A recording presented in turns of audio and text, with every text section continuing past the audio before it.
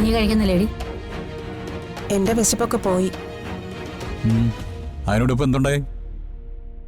അമ്മ ഇവിടെ എന്തെങ്കിലും പറഞ്ഞോ? ഞാനോ? ഞാനെന്താണ് നിന്നോട് പറഞ്ഞേ? ആരും ഒന്നും പറഞ്ഞില്ല. ചിലതൊക്കെ കേൾക്കുമ്പോ വിശപ്പും ദാഹവും ഒക്കെ പോവും. അല്ല, നിങ്ങൾ അറിഞ്ഞില്ലേ? പുന്നാര പെങ്ങള് ഭർത്താവിനെ വിട്ട് നെല്ലിശ്ശേരിന്ന് ഇങ്ങോട്ട് വരാൻ തീരുമാനിച്ചു.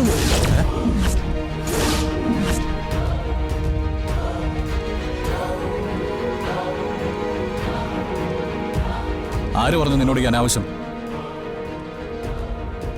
ഇവളുടെ ഉള്ളിലിരിപ്പ് പറഞ്ഞതായിരിക്കും. എനിക്ക് അങ്ങനെ ഒരു ഉള്ളിലിരിപ്പും ഇല്ല. ആ കൊച്ചിനെയും കൊണ്ട് അവൾ ഇങ്ങോട്ട് വരല്ലേന്നാ എന്റെ പ്രാർത്ഥന. അങ്ങനെ തിരിച്ചു വരാൻ വേണ്ടിയിട്ടല്ല അവളെ കല്യാണം കഴിച്ച് അങ്ങോട്ട് അയച്ചത്. ഭർത്താവിനൊപ്പം അവള് ജീവിക്കേണ്ടതേ ആ വീട്ടിലാ. മനൂപേ, നമുക്ക് ഇപ്പൊ തന്നെ അങ്ങോട്ടൊന്ന് പോയാലോ? അതാ വേണ്ടത്. ഈ രാത്രി തന്നെ അവിടെ പോയി അർച്ചനയോടും സച്ചിയോടും സംസാരിക്കണം. എന്നിട്ട് ഈ തീരുമാനത്തിൽ നിന്ന് അർച്ചനയെ പിന്തിരിപ്പിക്കണം.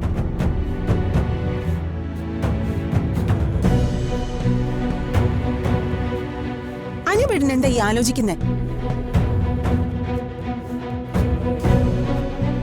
അവൾ ആ കൊച്ചിനെ എടുത്ത് രാവിലെ ഇവിടേക്ക് തിരിച്ചു കേറണ്ടെങ്കിൽ ഈ രാത്രി തന്നെ അവിടെ പോയി പ്രശ്നം പറഞ്ഞ് പരിഹരിക്കാൻ നോക്ക്.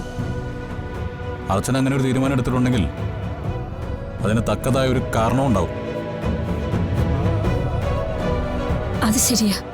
കുറച്ചുനാള് ഇവിടെ വന്ന് നിൽക്കുന്നതാണ് അവളുടെ മനസ്സമാനത്തിന് നല്ലതെന്ന് എനിക്ക് തോന്നുന്നു. എന്തായാലും പ്രസവത്തിന് അവളെ നമ്മളിങ്ങോട്ട് വിളിച്ചോണ്ട് വന്നല്ലേ പറ്റൂ. അത് കുറച്ച് നേരത്തെ ആയെന്ന് കരുതിയാൽ മതി. നിങ്ങൾക്ക് എന്താ ഭ്രാന്താണോ? പ്രസവത്തിന് വിളിച്ചോണ്ട് വരുന്ന പോലെയാണോ ഭർത്താവിനെ ഉപേക്ഷിച്ച് ഇങ്ങോട്ട് വരുന്നത്? ആ ജോത്സ്യം പറഞ്ഞതൊക്കെ ഓർമ്മയുണ്ടല്ലോ. ദോഷമുള്ള കുഞ്ഞിനെയും വയറ്റിലിട്ടോണ്ടാ അവൾ ഇങ്ങോട്ട് വരാൻ പോകുന്നത്.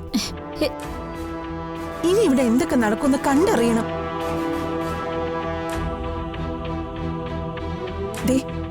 ഒരു തവണ കൊലക്കേസിൽ പ്രതിയായി ജയിലിൽ കയറി.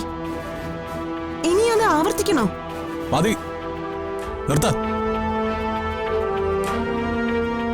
നിന്നെ കുറിച്ച് ആരെങ്കിലും ഇങ്ങനെ ദോഷം പറഞ്ഞു പരത്തിയാ എന്തായിരിക്കും നിന്റെ സ്ഥിതി?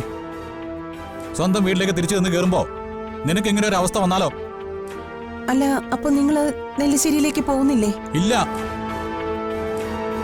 ഇപ്പോഴത്തെ പ്രശ്നങ്ങൾക്കിടയിൽ അവൾ ഇങ്ങോട്ട് വന്നാ ഇരു കൈയും നീട്ടി സ്വീകരിക്കാനാ എന്റെ തീരുമാനം. അമ്മ എന്ത് പറയുന്നു? ആരൊക്കെ ഉപേക്ഷിച്ചാലും എന്റെ മോളെ ഞാൻ ഉപേക്ഷിക്കത്തില്ല.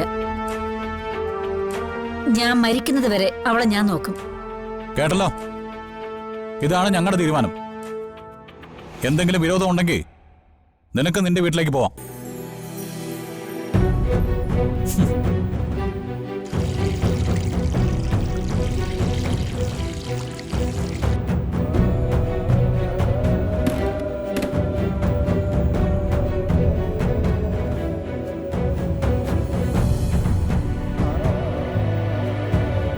കൂടപ്രപ്പനോടുള്ള അവന്റെ സ്നേഹം നീ കണ്ടല്ലോ.